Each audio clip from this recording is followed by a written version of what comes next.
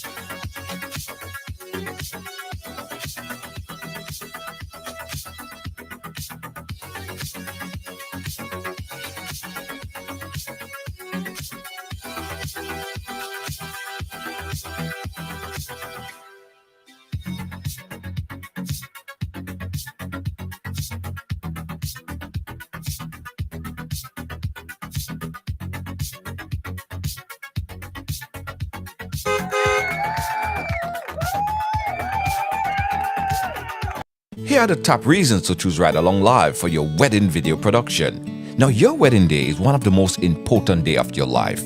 It is a day that you would want to cherish and remember forever. That's why it's important to choose the right company to handle your wedding video production. Here are some of the reasons why you should choose us. Professionalism. Now, we are a team of experienced professionals who are dedicated to providing high-quality video production services. We have worked with countless couples to capture their special day and create videos that they can cherish for a lifetime. Attention to details. Now, we understand that every wedding is unique. That's why we take the time to get to know and understand our clients' individual need. We pay attention to every detail, from lighting to song to the editing, to ensure that your video is perfect. Creativity. We are always looking for new and innovative ways to capture that special day. We use the latest equipment and techniques to create a video that are both beautiful and unique. Customization. We understand that every couple has different needs and preferences. That is why we offer customizable packages to meet your every need. We work with you to create a package that meets your budget and your vision. And last but not least, customer satisfaction. Now, our goal is to provide you with a video that you would love. We are committed to customer satisfaction and will work with you in every step of the way to ensure that you're happy with the final product. Choose Ridealong Live for your wedding video production and let us capture the special day in a way that you can cherish forever. Speak to our dedicated representative. Call 718-701-5720. We travel worldwide. Ridealong Media Group. Always amazing, always exceeding your expectations. Yeah. How are you doing? Welcome to Wednesday on the Ride Along Live Wednesday. Before I say anything else, I must say happy International Women's Day to all the women all around the world. International Women's Day. Very important and significant day, guys. It's March 8th. And listen, this is just a time to really pay tribute and honor the women, both that are past and that are here and those in the future, right? Because they have played such a significant role and continue to play such a significant role. And in this year, 2023, women are still fighting for equality, still fighting for equal pay. It is not an even playing field. And we want to highlight these things, right? Women are fighting for equality in 2023. And in some places, some women are subject to all sorts of things just because they are women. Some women can't even drive in 2023.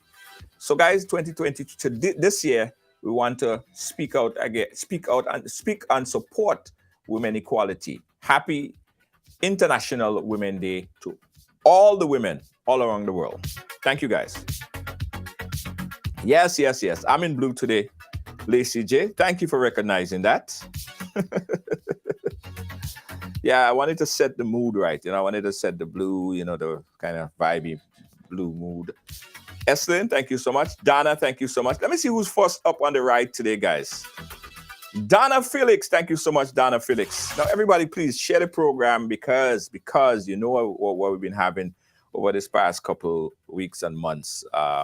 We've been having some problems with Facebook, and that situation I've still not repaired. Still having issues.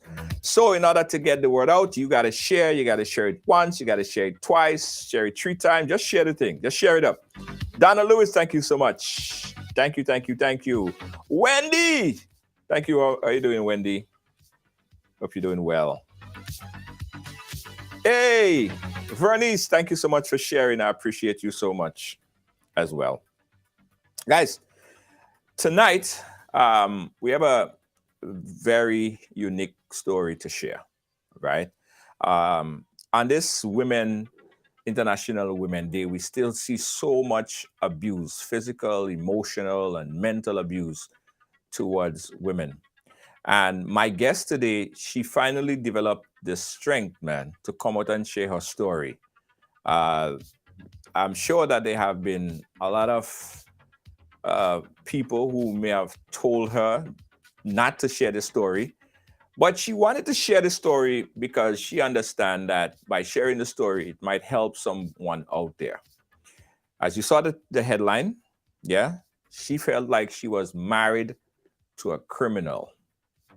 Agnes is here to share her story with us. But before I bring in Agnes, guys, need more shares, need more shares. Denise, Alexander, my friend, how you doing? Thank you so much, thank you so much. Share, share, share, share. Noel Charles, why are you changing him again? Rena, I call you. Pick up yourself. Guys, share, share, share. Please share, please share, please share, because I think that, it's important that as much people hear this story because it definitely could change the life of someone. Kibbs, yes, tag somebody and share. Tag somebody and share. Garden Boney, thank you so much. Guys, and also, I have to say this, that, last month we had, we set a threshold in terms of the amount of support and stars that we was expecting. And last month, guys, we far surpassed the 5,000 limit, the 5,000 mark, right? I'm trying to do this year. I'm sorry, this month, sorry. So I'm urging you guys, please continue to support this platform by giving us some stars. There is a star button somewhere in the bottom of the screen. Just click that stars, and we really appreciate the stars, guys. Thank you so much. It will assist us continue to do what we're doing here on a daily basis. So give us some stars, give us some likes, give us some shares.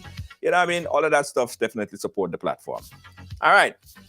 So let me not waste any more time, because I think we may go a little bit over time today because this story is that important. All right. So help me welcome to the ride right now. I call her the fearless lady. Agnes is here with us. Agnes, how are you doing today? I'm all right. I call you the fearless lady. You're strong, you're resilient, you bounce back, you're a fighter, all of the above. Yes. I'm Yes. trying. Yes, yes, yes, yes, yes. All right. So before we even start your story, Agnes, you know what? Bring your phone up a little bit because I look higher than you. Just kind of, there's a lot of space above your head. Just Okay. kind of eliminate all that space above your head. So bring yourself kind of. No, no, no. It's too much over your head. So okay, all right, that's fine. I'm not seeing your whole face though. Okay. Okay. Let me sit up then. Yeah, yeah, yeah, Sit up. yeah. All That's right. better. That's a lot better. Very much. Yes, it's better. It's better. So before we start, Agnes, why did you? I mean, everyone saw the title, "Married to a Criminal." We'll get to understand everything shortly. But why did you initially wanted to share this story about your life? W- Two things.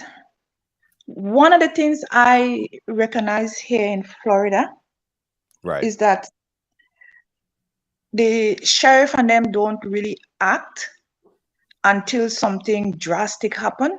because they turn it it's a marital issue, it's you understand. And Another thing is I met a lady a few months ago while I was going through this problem. Right at the beginning of this problem, I met a lady. Wow. Where did I go? Yes. Yeah, I'm here. I met a lady. Okay. I met a lady in a skilled nursing facility. Uh-huh. This lady is only 61 years old, and she's from Trinidad and Tobago. Mm-hmm. And the only thing she knew was her name at the time, Right. so that her memory tends to go and come. But eventually, she was able to tell me a few things, such as, I have 2 sons. I am from Trinidad and Tobago. Well, I don't know where they are, and I can't say I know they were the dad and whatever. Right. And she has no visitors. So I did a little bit of digging, like I asked the social worker, I asked the director of nursing to get a little bit more insight into why she was here. And they said she has nobody. But she told me the name of her 2 sons, and she said that the father took them. And right there, I think it was like, that could be me one day, because I think she came here and something happened and she ended up on the street. And because she was diabetic, it actually, she maybe went into a hypo or hyperglycemic coma, and it affected her brain. Yes. So that is when she spoke to me, and I kind of reflect back on my situation, and I said, oh, that could have been me. If I was put under the bridge, is either a sniff, mental institution, or prison. Wow. Well, that is what normally happens here in this country. Yes. So I came and I reflect a lot on it.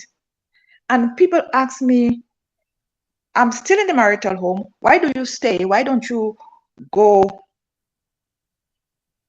and find somewhere else to live? Right. Or leave? And I said to them, I don't even want to go there yet.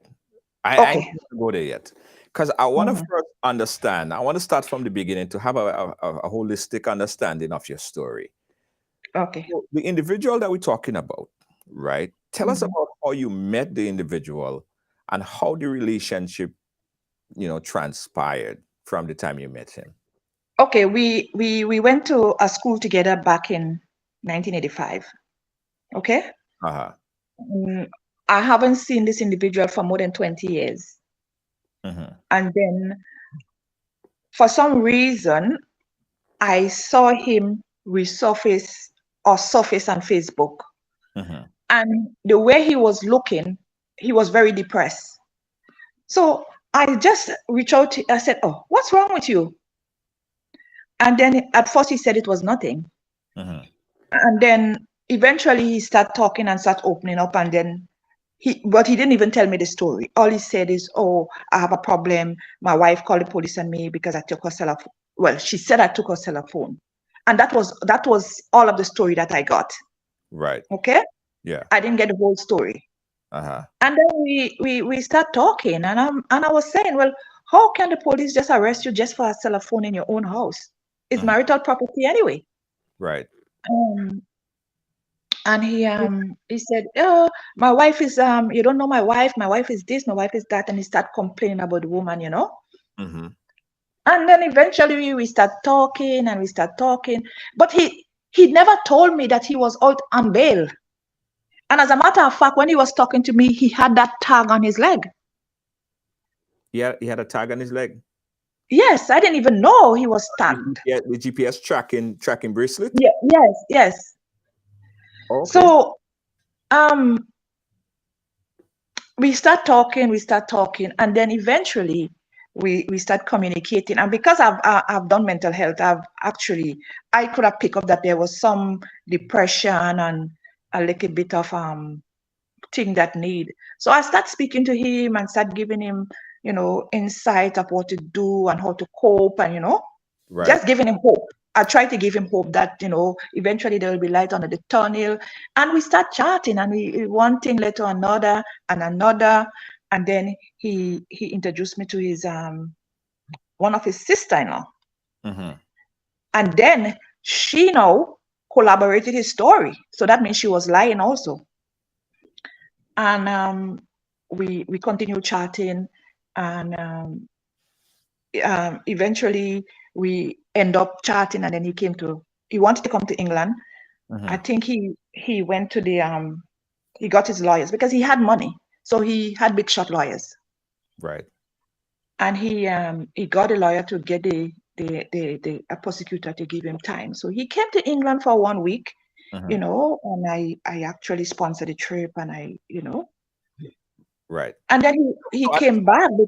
At this point in time here, you, besides the fact that you could have tell he was a little bit depressed and anything like that, so far, did you see any red flag with that person? Could you recognize anything? Not. I know when I met him the first time after 20 years in person, I was saying to myself, no, you could see that he needed help in some way. Right. So, I just took him out. I drove him around the country, entertained him.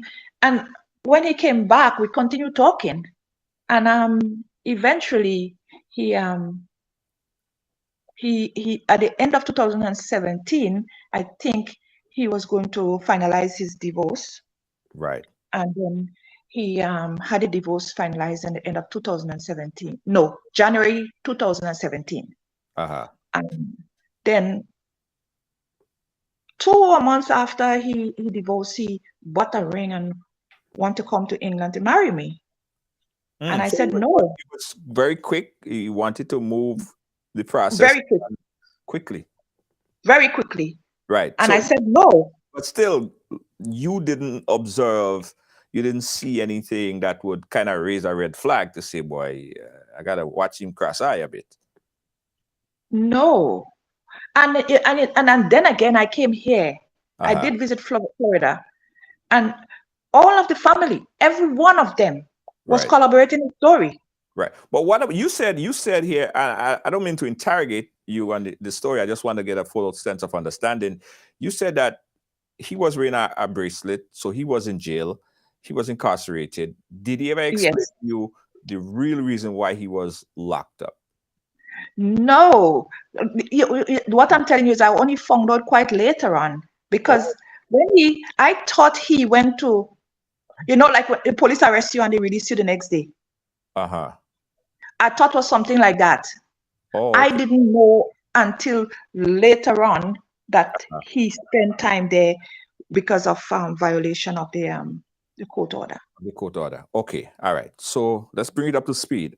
Boom, you met him. You guys started to talk. One thing led to a next. The relationship blossomed. He was still married, going to the tail end of his marriage. Shortly after that, he wanted to get married to you. As soon as the divorce was final, shortly after, he proposed to you. He came to England and proposed to you. He didn't come to England. He proposed to me before. Okay. And then he went ahead. He said, oh, I want to get married, blah, blah, blah.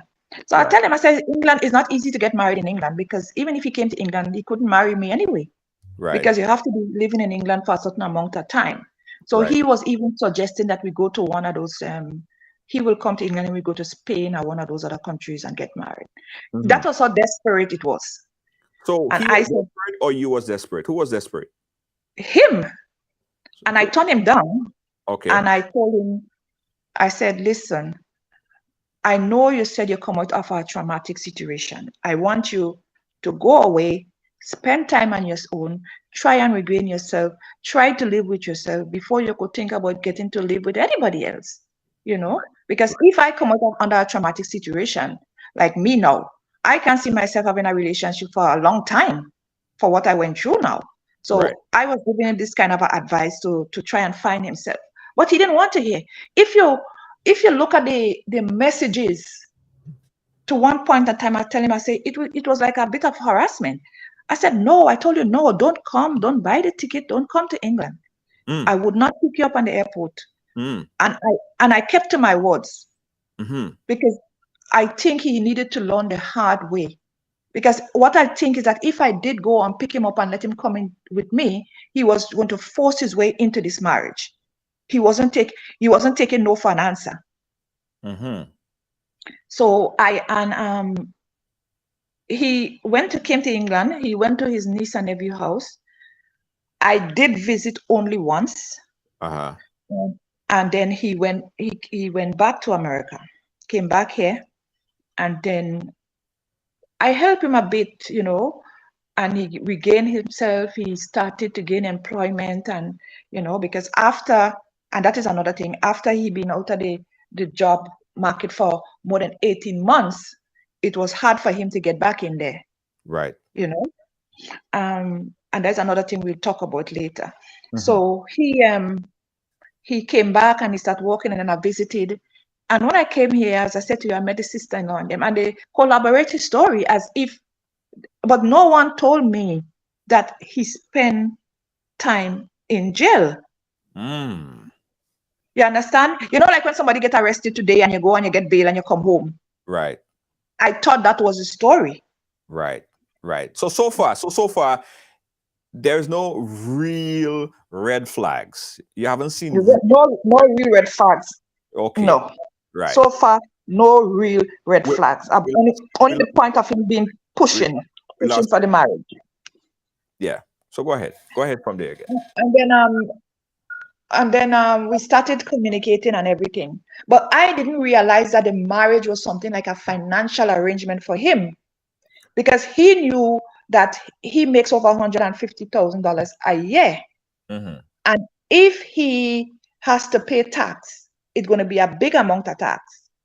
And he knew while he was married, he's paying tax for both him and the wife. So he's actually not going to pay this amount of tax. So that's one of the reasons why I think he was rushing the marriage, so that he wouldn't have to pay the IRS tax, that amount of tax. Okay. So I married him in January of 2018. And then that same year, he filed tax in my name. Okay. As a dependent. Yes. Okay. So your husband and wife, you just filed, as jointly husband and wife. Okay. Right. There's no big savings to realize in that situation. It's not like he was a child. So you think you're thinking that the reason why he wanted to get married so quickly is because he could have saved on his taxes? It was a financial gain for him? Not only it was not only the taxes. We'll come to that other part of it in a minute. Okay. So he the taxes is one thing, but then the other benefit is like, he married to a woman that he doesn't have to give anything. You understand? Okay. Because throughout the whole marriage, there was no birthday, there was no holidays, there was no gifts, there was nothing. He doesn't know about that. He doesn't have that in his nature. Okay. He doesn't give. So after in January 2018, we got married, and I went back to England because I wasn't going to stay here and not do anything. So I went back to England and I was working. And then when he applied for my green card, and when the time for me to really get the green card was coming close by, I got rid of everything. I post, like, my daughter is in England, but I post my furniture, I post into my mom's house. Then I did a few barrels. I posted to his house with a certain amount of stuff. And I got rid of the house, and I came. And then I didn't come immediately. COVID came, so I had to stay back a bit. So after that, maybe in 2021, we were looking for a house, and he said to me, "Oh, you need to come to Florida to sign the deed." Apparently, he tried to do the purchasing of the house and everything without me, but the realtor told him Florida law doesn't allow that. Okay. So he had to contact me and tell me to come. That man contacted me on the 7th of March 2021 and said to me You need to come and sign the deed. The Rideator say you have to sign it. Okay, fine. Can she send it to me by DocSign? My niece is in the hospital. She has COVID. She's in ICU. Right. I cannot leave. Even if she has a partner, the partner is not her closest relative. So if anything was to happen to my niece, I have to be there to represent my sister. Right. And then he said, no, you have to come. So now I transfer the pressure of what should have been for me onto my daughter. And I came here. Only to find out later on that the same deed that he was calling me to sign on the 7th, he already signed it on the 5th of March. So he faked your signature? No, he didn't put my signature. That's what I'm telling you. He didn't put my signature on the deed. So he wasn't calling me to sign the deed. He called me to sign his mortgage. Okay. How would that So benefit? Huh? So he wanted to have your name on the mortgage? Yes. Okay.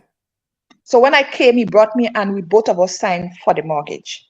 Okay. But I didn't know that the deed was not included because most of the time you don't do things disjointed. Everything is done together.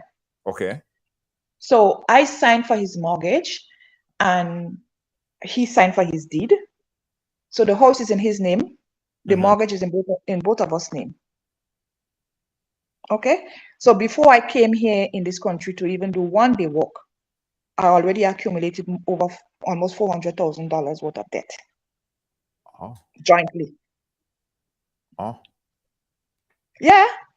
Stick a pin right there. Stick a pin right there. There are some new followers that I want to bring up to date and to speed on what's happening. Guys, if you just join us here, we're speaking to Agnes. And Agnes just shared with us so far that after meeting this man over a period of time that she knew for a while, she met him, they reconciled, a relationship blossomed. She was living to England. He came, he rushed. She felt rushed that, in getting married. Anyway, some of the signs, some of the small signs, like, things like he was wearing an ankle bracelet, all of those things was not ignored. She didn't recognize that was what it was. So she didn't know the history, the real history of the man. So far, she don't know the history of this man. Anyway, she got married, and there was he was anxious to get her back to the U.S. to sign certain document, mortgage document. Now, she believed that it was more a transactional. At this point, she's thinking that it's a transactional arrangement because he wants to relieve himself of the cost, the expenses, the benefits of taxes and other stuff, right? So she came down and she signed the document only to know it wasn't the deed document that she was signing. She was actually signing a mortgage document, right? Which immediately put her in responsibility as well for paying back the mortgage on the house. Now, some of you might say that she ignored a lot of the warning signs thus far. We're going to find out what really transpired, what happened, why is she now saying that this man that she met and relationship blossomed and things started to happen, why is she now saying that the man that she was married to a criminal? So there's a lot more to follow. So I hope you guys paying attention and keeping up to speed. All right. Okay. All right. So they up to speed. They're up to speed now. All right. So you then found out that the document that you were signing was the mortgage. It put you in debt because now you on the hook. If bills ain't paid, if mortgage ain't paid, it's on you. Yeah, but I didn't know that. I'm just remember I came in to the US the Saturday night, and we were supposed to sign the document on the Monday. He never sent me copies for me to read. Right. And when the lady came with the document, maybe she was of the opinion that I have read it. But why you didn't read the document before you signed it? Well, I can't even explain to you what actually happened on that day. That day, well, normally how the people in the UK do things, we do it professionally. But what I saw happen here wasn't professional because the mortgage lady who came to sign this document met us in Panera bread or Pandora, whatever bread they call it, in a restaurant. Right. Pandora. And we signed it. I know what you're talking about. and we signed the document there. Mm-hmm. You know, and she was like in a hurry, just signed to this. It's about a whole hundred and something. But you still should know that you should have read the document. Yes, I should have read it, and I know today I actually beat myself up for that. Okay. Because I should have refused to sign that document until I have read the whole document. Right. Yeah. Right. But remember, I'm sitting there with my husband. You understand? Right. Yes. This is a man I am supposed to trust. Right. And you have, at this point, you have no reason not to trust him. I don't have no reason not to trust him because I have the message on my phone saying you're coming to sign the deed. Right. I don't mind was to sign the mortgage, but I needed to sign the deed also. If I'm going to be liable for the debt, my name should be on the deed. Mm-hmm. So when I realized, I think I knew something wasn't right. Mm-hmm. And then when the sister-in-law was here, she mentioned something to me. She said, "Are you sure that your name is on this mortgage, on the deed?" You did, yeah. I said, "I don't know." You know, at that time I was frustrated too. So we decided to buy a second house. Okay. Yeah. And then I caught him, he and the relator. Mm-hmm. And then is when I really checked myself. When he spoke to the relator, she asked him, "Is your wife working yet?" He said, "No, she's not working yet."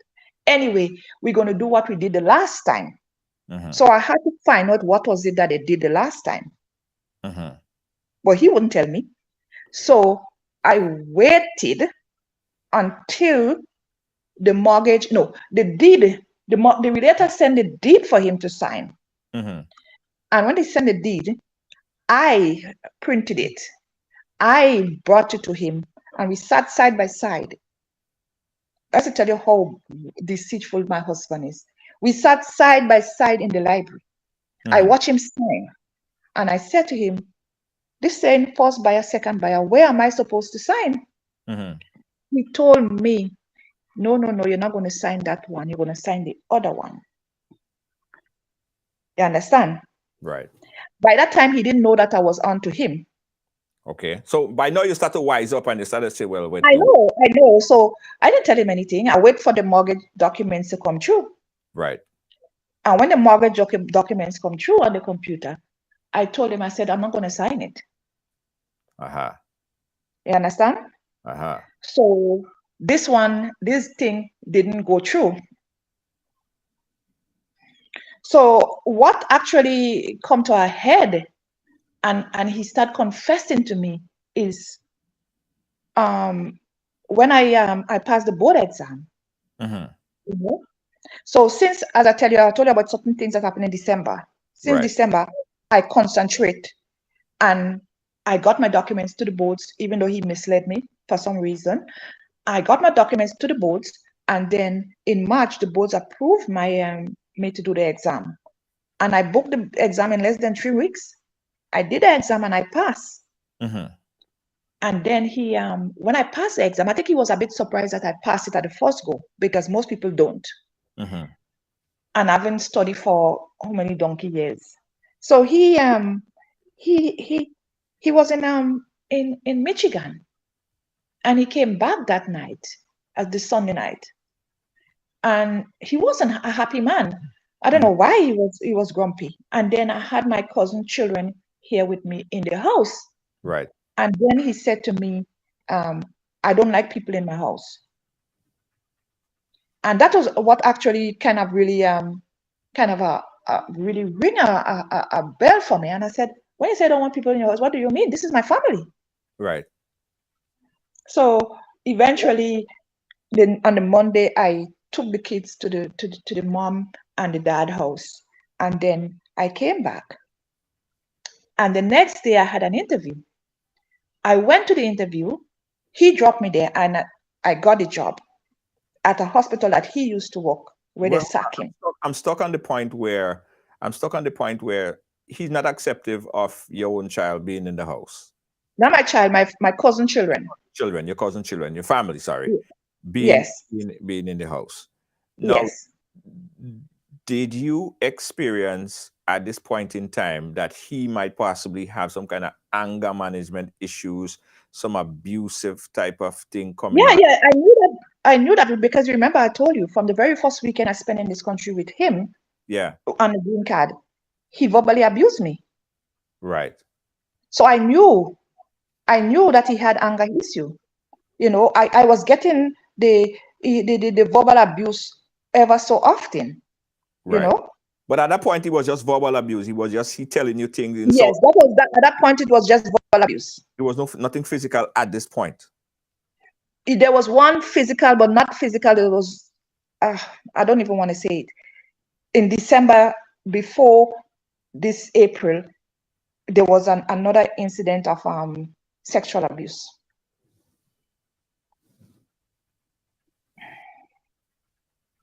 Mm. And that is why over the last few months he come here every day and try to get me to change my story. I have recordings. I have recorded him, and that's why he took the phone from me 2 days ago. Right. Okay. All right. Slow down a bit. Slow down a bit. So now it is evident because he sexually abused you as his wife. People go say you can't rape your wife. Yes, in essence, you say that he raped you. He did. He was angry. Like remember I told you at one point in time that the brother and the sister-in-law was telling him that he was financially abusing me. Right. So that conversation when the son came here, remember he brought the son to take power attorney over me. And then when the son came and they had a squabble, then the brother came and the sister-in-law, they had a meeting with him. Uh-huh. And they told him that he was not treating me rightly. I should have access to his money and his accounts. Because through the marriage, more than 4 years of marriage, I've never seen any financial statement for this man. Right. Now, I understand that. And sometimes sometimes people have a little stash away account where, they have one Yes. account and, you expose them. But hold on, I'm still stuck on the fact that he, yeah, I shouldn't even be stuck on that. I think we should just move on because it's not about that. It's not about that. But you obviously at this point, knowing that man have, abusive tendencies. If you say as a wife he had this um, sexual experience with you that you didn't want, he pushed himself on you that you didn't even authorize, and you was fighting, and it was a big brawl. So by now that this man is something is really not right with this man. There's something is absolutely wrong. The point is I reach out to those family members that was close to me. Okay. I spoke to the sister-in-law down South Florida. Uh-huh. I told her about his behavior. I told the sister-in-law that was at that time she was living here. Right. And she knew, and the reason why when I started to explain to her what he was doing, she told me that, oh, that man, all you know is just give in to them. So for the whole month of December, I quit my job. The whole month of December, I locked myself in that room. For the whole month of December, I just locked myself in that room trying to cope. And then, as I said to you, the only thing that I had was to say, let me get my own financial independence back. Right. Right. That's the reason why I pushed myself to do my exam and get my bits. Yeah, I didn't know. Even the sister-in-law told the niece. Okay, he told me, oh, the sister-in-law told the niece that he wasn't treating me right, so I locked myself in the room for a whole month. Right. So I just wanted to, when you're in a situation, I said to at one point in time, I said, oh, this is my cross. I have to carry it, Uh-huh. And then when the situation become like after I passed the exam and I got the job. And one thing I don't like is wicked people because the sister-in-law down South Florida, The day he started on me here, the day he started on me here in this house, is the day the job called me and tell me what they're going to pay me. And he was demanding that I put my money into his account. What? But I didn't say yes, I didn't say no. All that I said is that give me time. The lady told me I need 15 minutes to go on the computer and complete some documents. Let me go and do it. That document took me more than an hour and a half because he came in that room and he was just going on and on with the verbal abuse. I put the phone on speaker so that sister-in-law can hear him. She heard him. He want. Oh God. Oh Lord have mercy.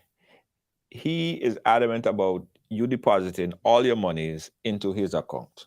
Into his account. And so, not, I mean. Do you guys have a mutual account? Do you know what monies? Well, remember, I don't know if I told you how the joint account came by. After the night of the sexual abuse. He barricaded me in the room the morning because I was going to work. He barricaded me in that bedroom and told me I am not leaving until I tell him what I was going to do, meaning that he thought I was going to go and report him. Oh. At that time, I didn't even know where to go and report anybody because I'm just in this country for a few months. Did you have a cell phone? Call somebody? You have a family? I had 2 cousins somewhere around, but I was just trying to cope with this thing on my own. So when he barricaded me in the room and I tell him I need to tell him what I was going to do, I told him I don't know because I'm still processing everything that happened yesterday and last night and what is ever is happening here now. I'm still processing this thing. I don't know what to do. You understand? I'm not accustomed to this type of behaviors, you know. And he told me then, well, if you're not going to tell me what to do, you need to leave my house today. You need to leave my house today, or you can go back to England. And then I said, hold on 1 second. You know, in true statistic, right? And this is something that a lot of people don't believe. In fact, we had a whole program on it at one point in time. And people are saying that they don't understand the theory. How could a man rape his wife? Some people say that is not possible, but in fact, it is. In fact, it is. And rape is about consent. Right. It's either if you say yes or you say no. If I am not saying yes to you, you can't just violate my body. Right. You know? Right. Go ahead. I don't think I was going to report him to the police for that. Right. You know, even though I know it's a trauma that I carry with me for a long time and I always think about it. But, you know, the way he went about it, and then when he wasn't getting, as I said to you, and he want me, tell me, when you see he talking to you, you have to give him an answer right here, no, and then. And I can give you an answer. I don't even know how I'm going to be coping with this tomorrow. So when I left, I don't know whether or not he informed the sister-in-law, whether or not she knew.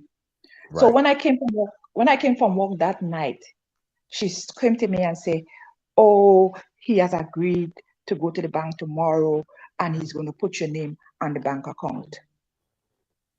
So you see how the joint account come about. Well, that's how it came about.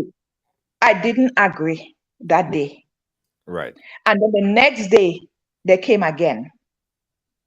And then the next day, the same sister-in-law and him again. And then eventually I said, okay, fine, let me just go and do it. And I did it. And when he put my name on the account and everything, it wasn't so much for my benefit, it was more to his benefit, because I was able to sort his life out for him, you know, and which he thanked me for, because I was able to get his credit, because that is another story, to get his credit up. Right. Because he foreclosed Yeah. With the ex-wife, he foreclosed on the house. He made the house foreclose on her, and that actually affected his credit. So I helped him a bit with that. So that's how the joint account come about. But I only had the joint account for about 4 months before we were separated. So you can say almost 5 years of marriage, I never seen any of his financial statement. Yeah. And he only gave me because he think I might report him. Right. Which I was not going to do. Were you scared of this man, or did you start to be fearful of this man? I was, what should I say? Yes, I was a bit scared. I was saying, to tell you the truth, Junior. Junior, to tell you the truth, my plan, which he didn't wait, because if he wait, he was going to get an easy way out. My plan was, I was going to do the exams. I'm going to pass my exam, right? Uh-huh. I'm going to work. I'm going to start working, right? I'm going to look for a job out of state, and then I was going to leave. That was my plan. I couldn't stay. I couldn't stay. I'm telling you, I couldn't stay. I was that unhappy. Why I did was that. Why you stayed? One reason. So after that incident, and I went and dropped him back at the airport, and he went back to Baltimore. And then while I was here, the sister-in-law who was here with me, I think she never thought I was that type of person. Uh-huh. I don't know what perception they had of me. But when she sold her $1 million house, she came here because she was going in the process of buying another house. So she came here for a few months. And the way that I treated her, she never taught anybody. I don't even think any of her children have treated her that way. You understand? Mm-hmm. So I always treat her really, really, really good. And sometimes even when she offered me money to go and buy, to when I'm going to buy groceries and those things, I wouldn't take the money. I wouldn't take anything off her, And then one day she came. I always say that fireplace is like a magical place for me, by the fireplace. And she said to me, I have to tell you something, Do you know that me, B and A, that is the brother and the other sister-in-law, was hooking him up with a woman, or hook him up with a woman. Mm. You understand? Mm-hmm. But when she told me that, I think maybe by that time I was numb of feelings. At that time, I didn't have any feelings anyway. Mm-hmm. When she told me that, I just look at her and I just walk away, And I walk away, and I went to the bedroom. So I said, I'm going to ask him that question when he called me tonight. So he called me. And then he said, I asked him, I said, what is this? What is this I'm hearing? No. And then he turned and asked me, where did you get that from? Mm-hmm. Which means that is something that he knew about. Right. I wanna shift gears a bit, because I think we establish that the man start to show his true colors. Yes. Usually, some people are able to identify this type of red flags in the beginning, because, as I said, some people think that abuse is when you start getting slapped in the back of your head. No, sometimes abuse does start when, just by words in the beginning, and it escalates, and it evolves, right? What actually one of the things I had to say is, when I was sick in 2019, Uh-huh. I broke my ankle.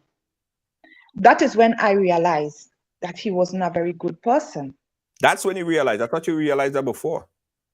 In 2018, after I broke my ankle. Oh. Yeah, that is before I start to live here. Okay. And then well, I discussed it with my daughter. I discussed it with friends. Uh-huh. And they said to me, you know what? You haven't lived with this man. You marry him, you haven't lived with him. I think the best thing for you to do is to go to America and live with him. Maybe he's a different person. You understand? So that's the reason why I came. And when I came, he didn't even give not like a week before the verbal abuse started. Yes. So that was the first red flag. But the only consolation I had is that he walks out of state. So I was on my own. I was on my own through all the whole time I stayed in Florida. Yes. So that actually gave me a lot of consolation. I was able to do things and be on my own and reflect on a lot of things. And that is how I came and I passed my exam, which gave me independence. Independence, yes. Which was a very, very, very good thing, Junior. Because the minute time I passed that exam, this man become a different man because I'm going to have money now. So he become a different person. And it was then he started to confess to me. I bought two paintings to put in the dining area. And because he brought two paintings from his ex-wife house to this house and he put there. And I said to him, I don't want it there. Your kids come, they won't be happy to see that you take things from from their mom's house and bring here. Right. And as me as a woman, I don't think it's right. And then he became very, very abusive, And then he thought, no, he's going to score points. I don't know if he was thinking we in some competition to tell me that it's a good thing that this house is not in your name. Oh. Yes. He said it's a good thing. Oh. Yeah. Oh. So, like, the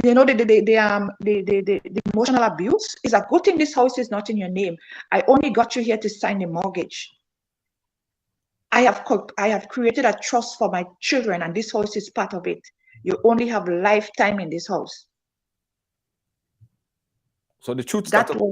The truth real thing. The truth started to come out. So now you want me to work and pay for this house because you're going to retire soon.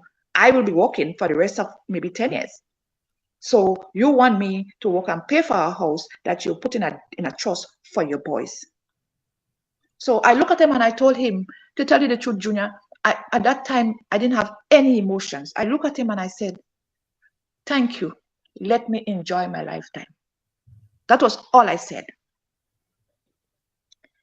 And that didn't stop there. That man, for the whole of that week, I even have the recordings. That man verbally abused me. He abused me. He threatened to throw me out on the street. He threatened to leave me without money. There was all the vile threats that you could think about in this world, he gave to me. And telling me he was going to go to the bank and transfer all the money from the joint account that we have and put it in an account where I can have no access to. So he left the house. He left the house to go and do that. So while he was on the way to the bank, I went on my app and I transferred some money into my account because I said, I am not going to go homeless here in Florida. Right. And I'm not going to let the house. And he threatened to put this house into foreclosure too. Well, the house is going to go into foreclosure. Why would the house go into foreclosure? Because even if we're going to get divorced, why should the house go into foreclosure? He knew the relationship was over. I couldn't have anything to do with you again after this because you're not honest. You're a very dishonest person, And then not only that, but you use it as an emotional tool to beat me up, So I said, I took the money and I put it in the account and I told him, I said, I will never let the house go into foreclosure. I will never. I will use the money to pay the mortgage and pay the bills until I start working. Junior, that man came back from the bank. He was angry. You see that chair there? He threw me on that chair. He threw me on that chair. He took this ball. Let me get the ball. Because all these things you see I have here, I pack up because he breaking everything. All that things that I pack up. And he took this big ball. And he came up to my face. He said, today you going to the hospital and I'm going to jail. He broke my glasses. He broke my chain. He took my phone. He beat. I have never seen that. Somebody will take a phone and they will knock it. He took that phone and he beat it. I have never seen that level of rage. And it's then I realized that he's capable of killing somebody. That big ball to my face, he wanted to kill me with. So when he did that, I called the sister-in-law and I told her, I said, this is what happened here. I said, I don't want to call the sheriff or the police for Nesfield. Oh, before he attacked me. Like that was about the Friday. But before he attacked me, that means the Tuesday, the Wednesday, the Thursday, I didn't sleep. Okay? Yeah. 3 nights and 3 days, I didn't sleep. So I start moving from one bedroom to another, and I asked him to leave me alone. He wouldn't leave me alone. If I go to a room, he come. I'll put a lock on the door on the inside. He will pierce it open and he will come in. So he wasn't leaving me alone. And then when he started threatening about the mortgage, then I went and I took the money so that I can, which was the right thing to do, because he hasn't paid any bills, mortgage, buy food or anything for the last year. So when he finished beating me up with a ball and everything else, I called his sister and I told all of them, I said, this is what he has done. But he called them and tell them that I took his money. I said, yes, I never hide it. I said, I took the money, but the money is not for me. I didn't buy a sweetie out of that money for myself, you know? So for the whole time, I went to that bedroom there and I stayed there. He wouldn't leave me. He took my bank cards. He took my passport. He took my green card. He took my driver's license. He took everything. I had nothing. For days, I had nothing. I couldn't go nowhere. He said, and when he took it, I didn't even realize, because where I had him, I didn't even realize he took it. He said, I want to see how you're going to get about now with no ID. You were saying about how he attempted to run you over with the car. Yes, that is at a later date. Okay. So this is when the sexual abuse and this first really physical abuse started. Right. And then the Sunday, I told him, I said, listen, you know, and with all that, I still didn't call the sheriff on him. I said, listen, I don't want to call the sheriff on you. You're a nurse. I don't want you to lose your license. All I want you to do is to behave yourself. You know, you need to go and do the right thing. You know, my name is on this mortgage. You need to go to the registry on the Monday morning and put my name on the deed. Okay, I'm going to do that. Sunday, we are in the room there. He came, threatened me with knife and gun. Oh, boy. You're going to go and get knife and you go and get gun. And the wicked sister-in-law down South Florida, she heard it. When he was saying it, I was on messenger, and I sent it to her. So when she heard him mention gun and knife, she tried calling his phone, and by that time he was going to look for the knife in the sink, by the sink or wherever where all the thing is. And I told her, I said, she called. She couldn't get him because he put the phone in one place and he was over there. So then she called me and she said, oh, I heard him talk about knife and gun. Can you ask him to answer his phone, please? And I said, okay, fine. I tell him, I said, and that's how I got out of the house, because I didn't want to alarm him to go out the front door, because if I go out the front door, it's obvious he's going to run behind me. So while his sister-in-law was on the phone speaking to him, I eased my way down to the kitchen, take one of the car keys, go through the garage, and I left. But I didn't leave. I parked the car outside and I sneaked back in to see what he was doing. The same tactics he used with Selma when he said he was in his bed sleeping when the police and them come for him. Don't call the woman's name, because sorry, okay. Yeah. When he was with his ex, when I came back, I just peeped. He went in because he thought I was going to call the police. He went in the bedroom and pretended to be sleeping. He covered himself down in blankets.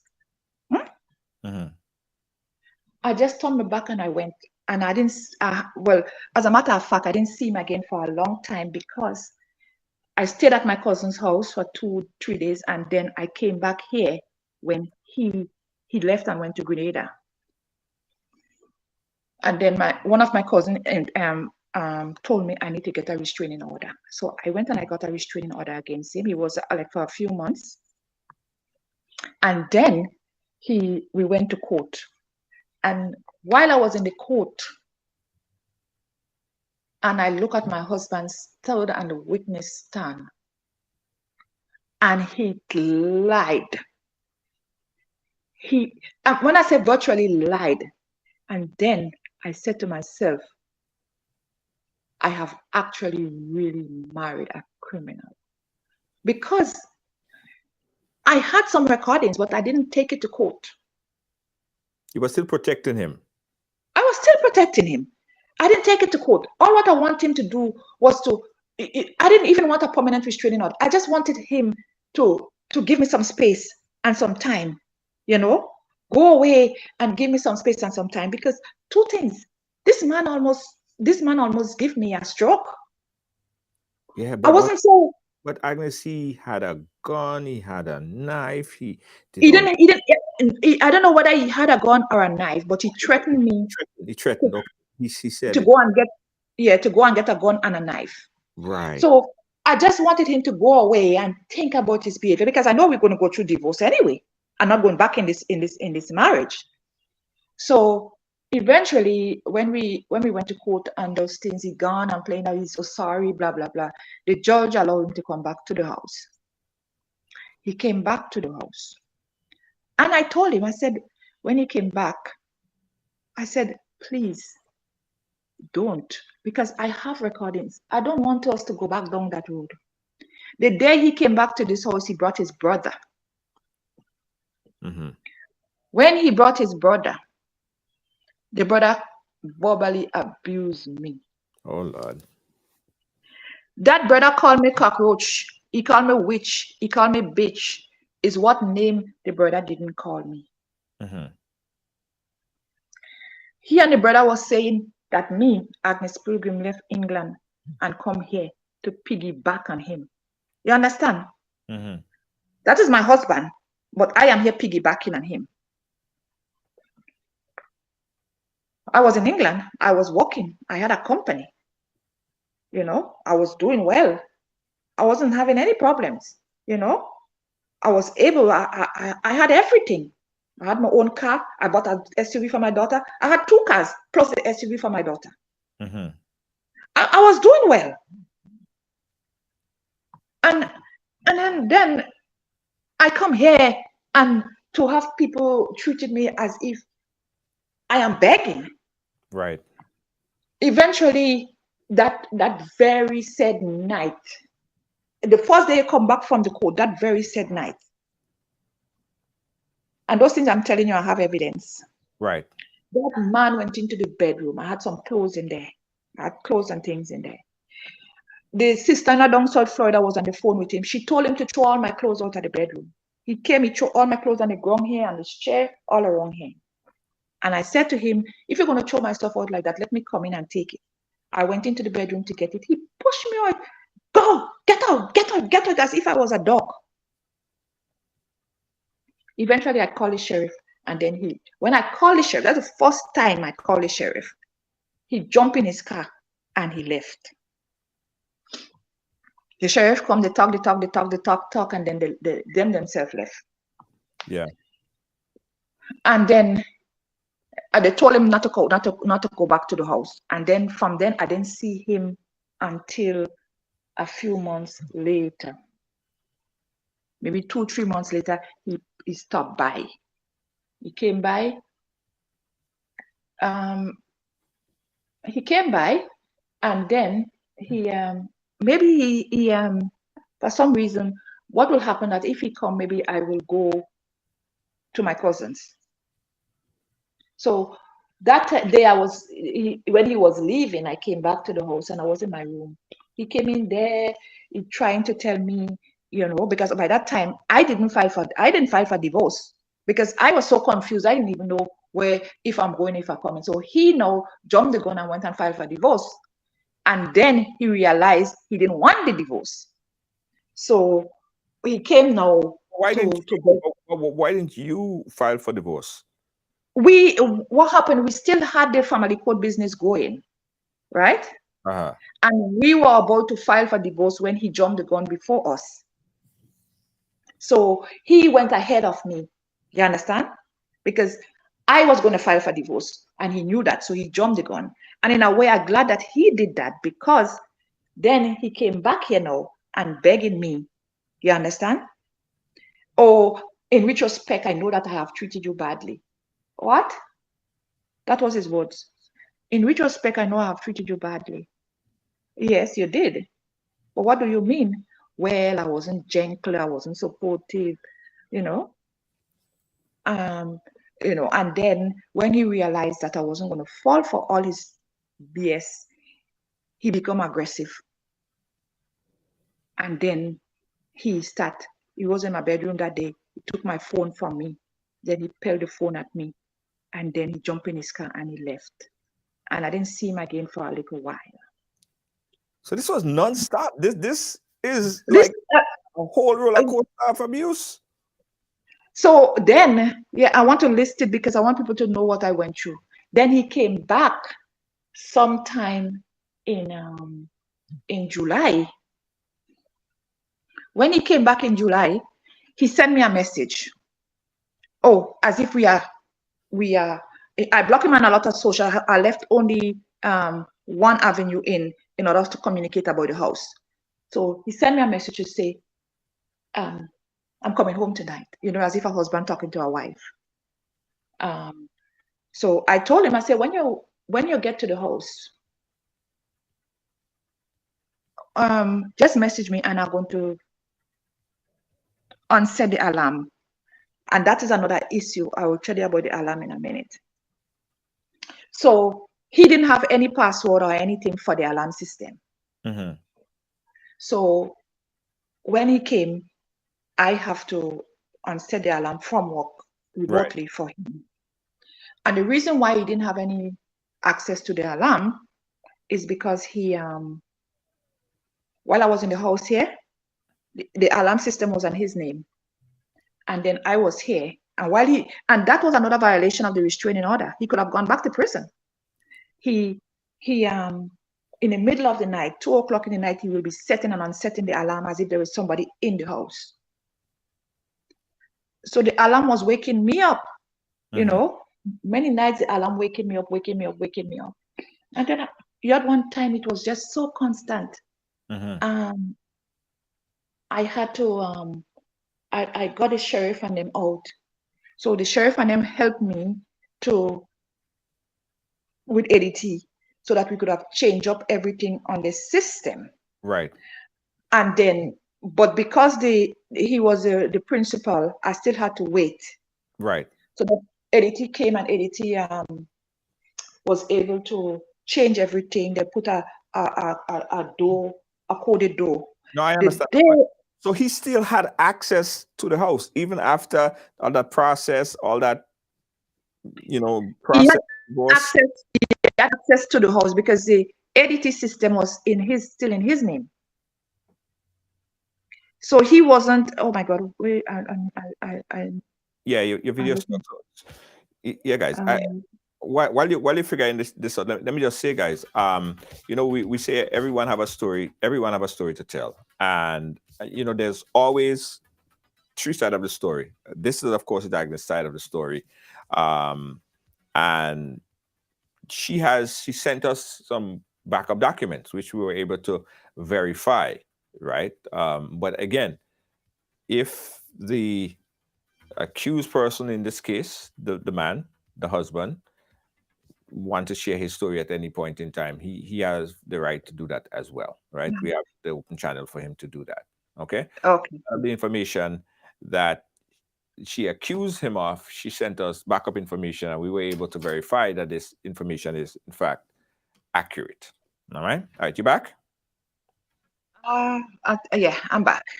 Yeah, your video still okay. Just hold on. All right, let me bring you back here. All right, okay, you're back here. So here's where I want to go, because we're about 5 minutes or so more to go on the program. Here's what I want to find out. with all of this stuff that happened, with all of the things that you found out about this man, with all of the things that you accuse him of, you said that he was married to a criminal. I know it's not as easy as just to walk out of the relationship. Um, did the relationship ever dissolve, and what is the current state of the relationship? Oh, we are just waiting. We end up on almost in the final process of the divorce. Okay, okay. Do you guys still live in the same building, in the same house? Well, not technically, no, because he doesn't live here. Okay, but he have access. What he has access. What he does is come and go. Come and go as he pleases. Yeah, because Right. it's still his property. Yeah, yeah. What, hindsight is always 2020. You could always look back and say, boy, I should have done this, I should have done that, I messed up, I ignored red flags. When you look back at everything that was done, what are some of the mistakes you think that you made, when you self-analyze the whole situation? The thing about it is that I allow him to manipulate me. He's very, very manipulative. Very, very manipulative. And I allow him to manipulate me. I allow him to lead, like when you respect a man in a relationship, you allow them to take the lead. And that was my main issue. I allow him to take the lead. Even like in August last year, I had an episode here where I was taken to hospital with the ambulance because of the stress. For 3 days, he was talking in my ear. Yes. Then I get sick, I went to hospital. And then he didn't even stop there. One day he accused me of taking documents. The man jumped on me here on this chair. When he realized I was going to call the sheriff, he took my phones. Oh, wow. By the time I get my phones back, I went out to my car in the car to call the sheriff. When I went out in the car to call the sheriff, he came out there not knowing I was on the phone with the sheriff. And he was caught on the 911 call attacking me. Oh, wow. With all that, not one day has he been arrested. When the sheriff came and he asked me, he said, the guy asked me, he said, what do you want me to do? I said, just go in there and talk to him. He's a nurse. He got arrested. He went through a period, and he always telling people, I call the sheriff on you. Most of the time I call the sheriff on them here. I ain't call them because I want to call them to arrest you. I just want you to behave yourself. Yeah, but he wasn't arrested because you didn't want him arrested. You was protecting him. You continue to protect him.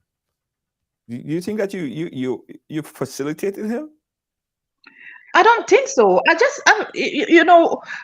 Sometimes you feel, let me tell you something. Regardless of what my husband is doing, I still think he needs help. I think he has the period when he had the problem with his ex-wife and the children, and he went to jail. That has affected him. That has affected him to the point where sometimes I think he gets angry. And the reason why I'm saying that, he's somebody that I like a lot, but somebody I cannot be with. And the reason why I'm saying that, because I have actually know that certain times in the night, it's like post-traumatic stress, he will get up and scream, Right. So I know that it's more but I think, mental. I think you being someone who understands this whole mental state, mental illness issue, I think the way how you could have helped him better is not necessarily facilitate him and continue to facilitate him, but instead get him the help that he might. You cannot. That's the problem. I went to therapy.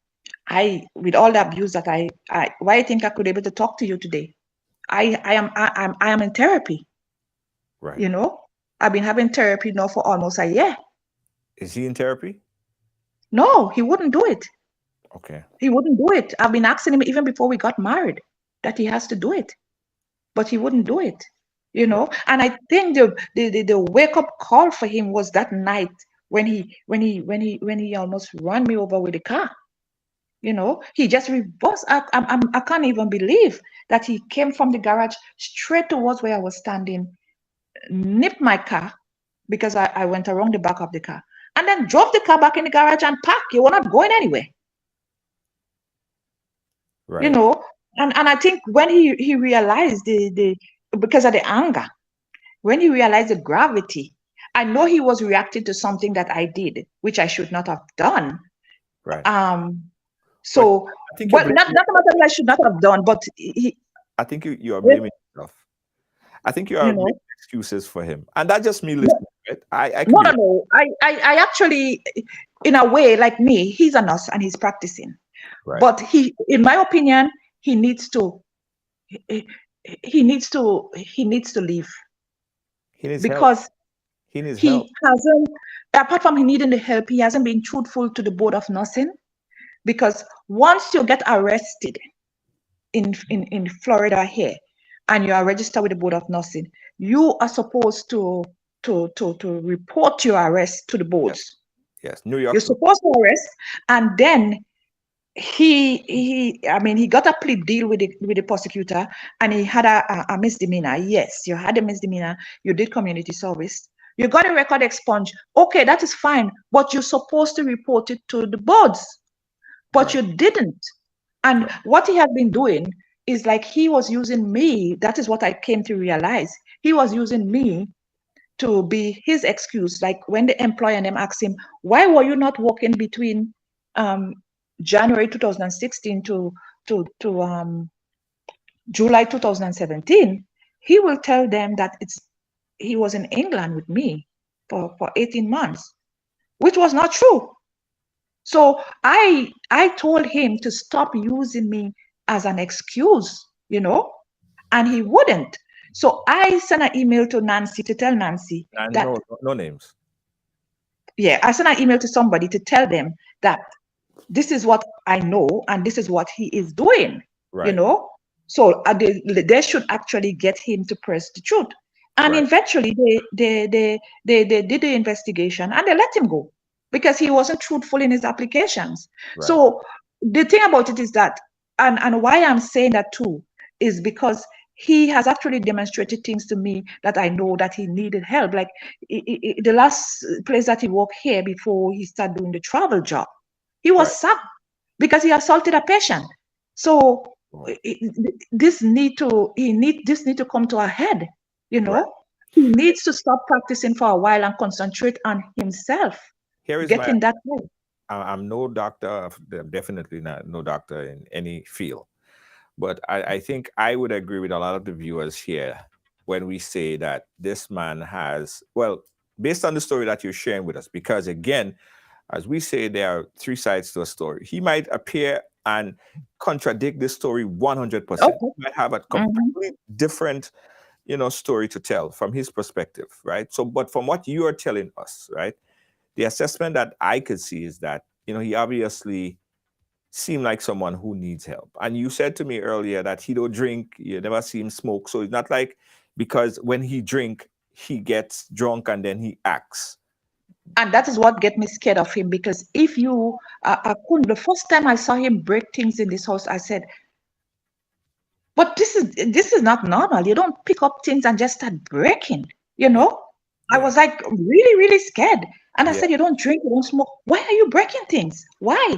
Yeah. You know, and those are the kind of, if you can get angry to the point that you're going to break things, I really, in my opinion, if the family and them was very good people and they came to me and they talk and those things, we could have tried to get him. Is only one of the cousins I spoke to who have said she think in her opinion when she saw him that he needed help. Yes. You understand? I think based on what you're sharing that he does need help. Hopefully he accept that and get the necessary help that he needs. But then if you look at it again, you see, in my opinion, I'm not a doctor, but in my opinion, I have actually come across this type of patients when I walk. I will call him a patient because you have those patients that has personality disorder, and to me, he has the one that you call the manipulative one. So, Right. and with this personality disorder, it doesn't only be like the personality disorder. They could even have bits of psychosis with it also. You know. Right. So I mean, look at yesterday. You damage your own car, Right. Yeah. and then you tell me I damage your car. Not even you didn't even think that I can just go next door and ask the neighbor to just show us the camera. You don't do that. And that is what shut him down when I said to him, I said, look, there's one camera there, there's one there, there's one there, one there. My camera is here, so he didn't take that part of the garage. But all the cameras around there, we'll take it up. That is what shut him down yesterday, to know that you are telling a lie. Right. Right. Right. But listen, we have to wrap here. But Okay. I don't think that there's reconciliation. I mean, nobody could tell No, it. no, no. There wouldn't. To tell you the truth, I Yeah. told you there wouldn't be any. I cannot live with my patient. Right. What a way to put That it. is how I see it. I can't live. If not only that, but if he was willing to go and seek help, Right. then I can actually say. But even still, then, if now you want to go and seek help, there's no reconciliation. I will never go back there, because one, almost my blood pressure. I don't have high blood pressure, and my blood pressure went up to almost 200 over 100. Wow. Yeah. So I cannot risk my physical health for him. Right. This man is going to give me a stroke. Nothing more. Listen, I wish you all the best going forward with the situation here. But I think that when someone listens to this story, I think that there's a lot that people could learn, because there were some red flags, although you didn't see it. Some of our viewers identified it as potential red flags. And yeah, there was. When I look back now, I think there was a few red flags. But remember, I told you when I started this relationship, it was more like a helping relationship. right. Yes. Yeah, I just wanted to get him back to normality. Yes. He was way far gone. Yeah. And he always saying, "Oh, I know you have been good to me. Of course, I have been good to you, and I bring you that far." But because you have this manipulation in your nature, and you didn't really want me as a wife. You wanted me to come and help you financially, or not even help you financially. I think my opinion, what I infer from this, is that you're going to come. I am going to use your money to buy whatever, and I'm going to be the one that's going to be controlling everything. In the end, maybe if I wasn't smart enough, 10 years down the line, I was going to end up with nothing. Right. 10 years from now, I could have actually thinking that I'm an equal, and because Florida is a community property state, it wasn't going to happen here in Florida. Right. But he already hinted to me moving states. Right. So he had a plan. Yeah. Listen, we're gonna continue to update our affair and see how we progress from here. Right. Okay, thank you. I'm happy that you decided to share this story, because again, I think a lot of people that's watching could learn from it. But we'll continue to get one of the things I want there to learn from is that when, like, people, I know a lot of men come from America and go home and start having relationships with women and trying to bring them here. Make sure that when you're coming here, you're coming in a relationship where you're going to be an equal partner. Not a relationship where you're coming and you're going to be the person that's going to be doing everything, or you're going to walk and this person is going to take everything away from you. It's too much a similar situation that I've actually encountered all the time. Yeah. You're so right. You're so right. Thanks again. We're going to keep in touch. We appreciate you. All right. Okay. Thank you very much. Thank you. Yes. Okay. Bye. Yeah, guys. Whoa. Now listen, I said this before. I must say it again, guys. Love is blind, right? And in no situation you could just tell somebody they're going through this, just pick up and get out of the relationship. It is not that easy. It is not that easy to just say, you know what? I'm just going to leave. Forget about that. I'm going to leave. You can't. It's difficult. The person have to be ready and willing to get out. When they had enough, they had enough. But no brother, sister, nobody could tell them to get out of the relationship. They have to be ready to do so. Let's take a quick break, guys, and we'll be right back.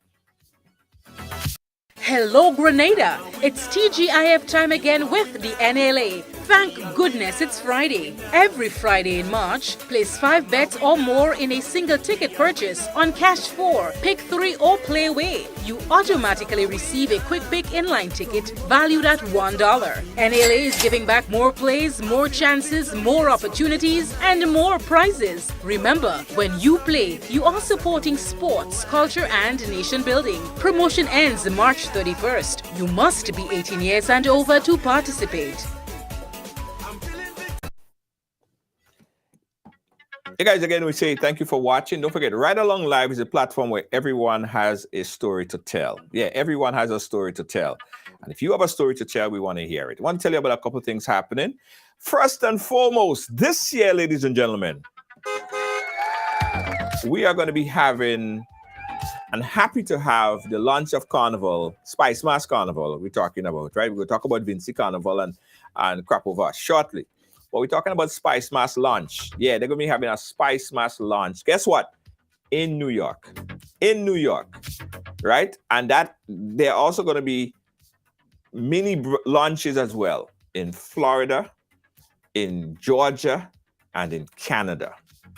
So Spice Mass launch, Spice Mass Diaspora launch is taking place on the 7th of May, right? 7th of May, guys. It would replicate what happened in Grenada, and it would hype up for the folks, you who want to travel on for Carnival. So if you're in Canada, if you're in Georgia, Miami, wherever you are, you could be a part of the celebration right here. In New York, it's going to be at a massive location. We're going to post the address so you guys can get a ticket. Tickets, early bird ticket, I think starting at what, $40?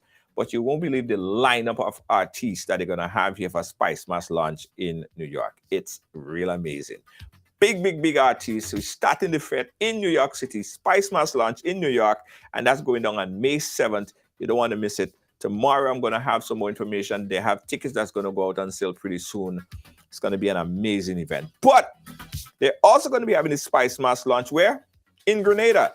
A Spice Mass launch in Grenada. That's on April 28th. April 28th, Spice Mass launch in Grenada. You could click that link right there for more information on the Spice Mass launch in Grenada. And that is on the 28th. The 28th, Real Vibes Spice Mass launch. Now, Carnival launching, Real Vibes happening. We're telling you about Amazing Colors, ladies and gentlemen. Amazing Colors. Don't forget, if you're playing Monday Night Mass, you're going to be playing Monday Night Mass with Amazing Colors. I have something to show you guys. I should have loaded it up before. Let me see if I could get it. So,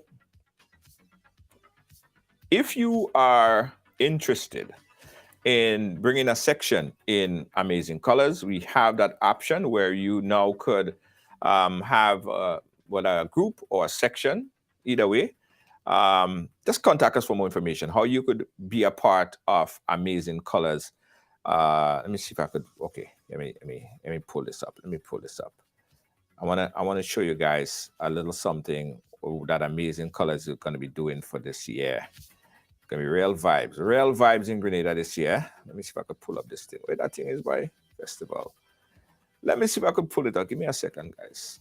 I might show you guys something. Festival. That's it. Yeah, there it is. There it goes. All right. So for Spice Mass this year, Amazing Color is going to be doing something called well, we haven't even released the full vibe yet, but it is lights, it's colors, it is. I'm so tempted to tell you guys the theme. I'm so tempted to tell you the theme. I'll tell you the theme next week. But guys, Monday Night Mass package goes on sale in March. Believe it or not, Monday night package for Amazing Colors is going to be available in March. All right. And trust me, you want to get your package early because, as you know, packages will sell out real fast. So it's Amazing Colors, Monday Night Mass, Spice Mass Edition, Grenada Carnival. Also, we're going to be telling you guys about Juve. You could also play Juve with Amazing Colors. It's called Mass and Jabbing Color. We will tell you about that. and your Monday wear on the road. So remember, Spice Mass launch happening in New York. Spice Mass launch in New York. Then we have Spice Mass first Spice Mass launch in Grenada on April 28th. Spice Mass launch in New York. Monday night mass with amazing colors. And your carnival sort out. Your carnival sort out. Real vibes, guys. Remember, when you get your tickets, you think it's Mardi Gras, right? Do you think so? We go see. So get ready, guys. I know some of you guys already purchased your tickets for Spice Mass. So don't delay. Just get your tickets get your package for Monday Night Mass one time. All right?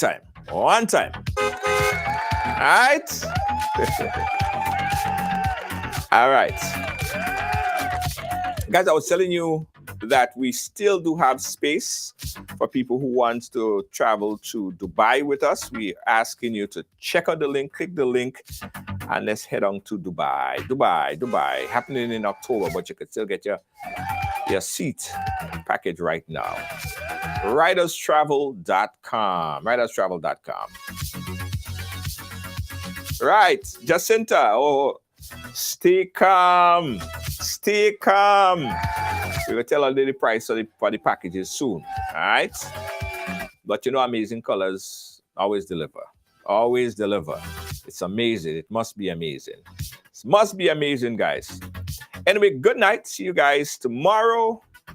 Remember also that Ridealong Live is the platform where everyone has a story to tell. If you have a story to tell and you want to share it with us, please inbox us. We'd love to hear your story.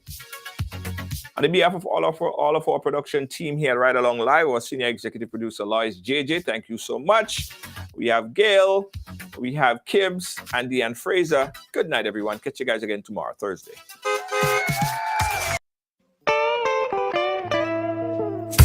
I want you folks to play these 3 games from the NLA. Daily pick 3 cash flow and play with. You will be supporting sports and culture, nation building and our future. So go out and play, folks, make it a must. You will see what the National Lottery is doing for us.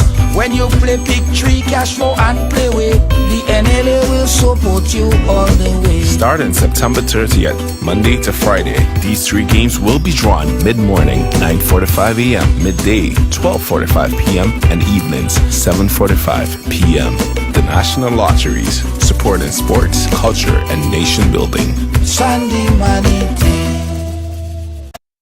On Saturday, March 18th, it's time to report for duty as New Face Promotion presents Revo Dance 19. Do you know what it means to have a revolution? Revo Dance 19. Here I come with love and nothing. All taking place at 178 Newport Street, Brooklyn, New York. Get your $40 tickets now. More at the door. For ticket info, contact 347-304-5453. And you must be 21 and over. Music by Exterminator Sound. Live from Canada. From New York, Joe Bailey, Silence, No Apology, DJ Synergy, and DJ Hot Stepper. Table and bottle packages available. Dress code Army Green or camouflage. A special prize for the best dress, male or female. And listen, when you buy your ticket early, you can win a return ticket with JetBlue to Grenada in the month of May and June 2023. It's Revo Dance 19, Saturday, March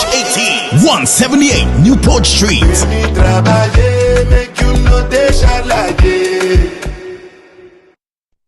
Here are the top reasons to choose Ridealong Live for your wedding video production. Now, your wedding day is one of the most important days of your life. It is a day that you would want to cherish and remember forever. That's why it's important to choose the right company to handle your wedding video production. Here are some of the reasons why you should choose us. Professionalism. Now, we are a team of experienced professionals who are dedicated to providing high-quality video production services. We have worked with countless couples to capture their special day and create videos that they can cherish for a lifetime. Attention to details. Now we understand that every wedding is unique. That's why we take the time to get to know and understand our client's individual need. We pay attention to every detail, from lighting to song to the editing, to ensure that your video is perfect. Creativity. We are always looking for new and innovative ways to capture that special day. We use the latest equipment and techniques to create a video that are both beautiful and unique. Customization. We understand that every couple has different needs and preferences. That is why we offer customizable packages to meet your every need. We work with you to create a package that meets your budget and your vision. And last but not least, customer satisfaction. Now, our goal is to provide you with a video that you would love. We are committed to customer satisfaction, and we'll work with you in every step of the way to ensure that you're happy with the final product. Choose Ridealong Live for your wedding video production, and let us capture the special day in a way that you can cherish forever. Speak to our dedicated representative. Call 718-701-5720. We travel worldwide. Ridealong Media Group. Always amazing, always exceeding your expectations. Phillips Carpentry and Cleaning Servicing, providing exceptional carpet and cleaning, floor installation, refinishing, home renovations, drywall, painting, plastering, doors and moldings, electrical and plumbing, and much more. We are a one-stop shop for all your professional needs. Give us a call today on 718-221-5572. That is 718-221-5572. Or you can call our cell on 917-939-3192. Check out our sales on all services. We're located at 218 Schenectady Avenue, Brooklyn, New York. Phillips Carpentry and Cleaning Servicing.